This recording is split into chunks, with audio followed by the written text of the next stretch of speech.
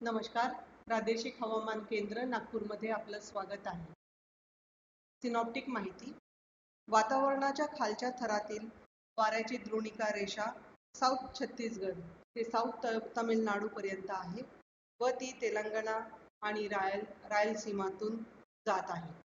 यावर आधारित पुढील 3 दिवस हवामानाचा अंदाज असा आहे. विदर्भात पुढील 3 दिवस सर्व जिल्हे कोरडे असण्याची शक्यता आहे.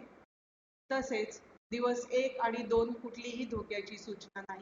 मात्र दिवस 3 मध्ये अकोला आणि चंद्रपूर जिल्ह्यात उष्णतेची लाटाची शक्यता आहे.